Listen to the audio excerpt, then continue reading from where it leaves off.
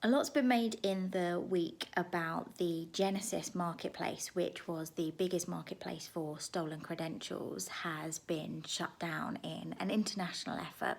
So we do cover that this week, but our key issue that we've covered is a real deep dive into the Vulcan files. So these are documents that have been leaked that give real insight into Russian interest and activities around espionage and political interference.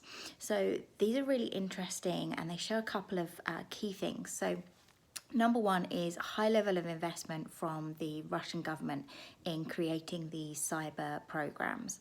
Second thing is real investment from partners. So private partnerships are heavily involved in delivering some of these cyber capabilities. And then the third thing is it really affirms their interest in critical national infrastructure. So we go into a lot of detail this week in our newsletter about these files and what they show and what they mean. The other thing that I really wanted to cover is a ransomware group called Midnight Group. So I call them ransomware, but they're not. It's called Phantom Incident Extortion.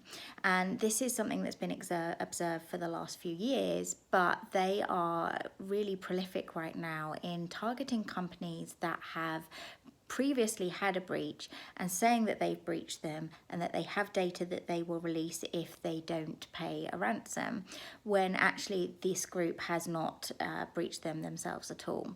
So they are coming up with some data that's unique, and that suggests that they're collaborating with other ransomware groups to be able to get some of this data. And again, like I said, sort of often targeting companies that have already been hit by a ransomware attack. So really interesting how that's gaining a little bit more prominence.